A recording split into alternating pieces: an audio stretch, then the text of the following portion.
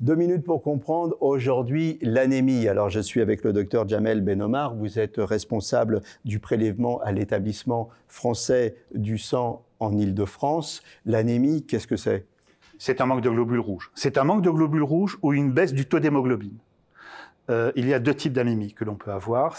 Vous avez l'anémie aiguë, c'est typiquement l'accident de voiture, où vous avez une hémorragie cataclysmique, vous perdez 1, 2, jusqu'à 3 litres de sang en l'espace d'une demi-heure. Eh bien, c'est ce qu'on appelle l'anémie aiguë, elle qui est très très mal supportée. La seule possibilité, c'est qu'il faut remplir, et remplir idéalement avec du sang, voilà. Idéalement par la transfusion. Voilà. Et vous avez aussi des anémies chroniques.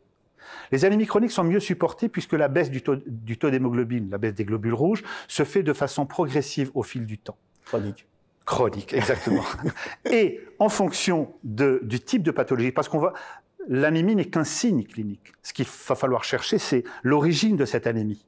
Elle peut être tout à fait banale, comme cela peut se trouver par exemple à Paris, où il y a un manque de fer. Parce que l'hémoglobine est faite par le fer. Eh bien, si on ne mange pas suffisamment de fer, eh bien, nous pouvons avoir des problèmes d'anémie. Mais vous avez aussi des anémies qui s'intègrent dans d'autres pathologies. Anémie, on fait une analyse du sang, on regarde ce qui se passe. Absolument. Et alors, on va tordre le cou à une idée reçue chez certains. C'est pas parce qu'on donne son sang qu'on est anémique derrière. Ça n'a rien à voir, hein, on est d'accord. Nous n'allons pas rendre malade un donneur, puisqu'il est contrôlé. C'est votre fonds de commerce, les donneurs. Vous n'allez pas les tuer quand même. À chaque don que fait un donneur, il y a une numération qui est faite à la recherche du taux de globules blancs, de plaquettes ou de globules rouges. Quelle que soit l'anomalie, le donneur est averti par un courrier, on l'appelle si c'est urgent, et pour refaire un contrôle, éventuellement, le proposer à son médecin traitant pour proposer une thérapeutique. Voilà, pensez à donner votre sang, c'est très très important, puis en même temps, ça vous fait une petite analyse sanguine gratuite, comme ça.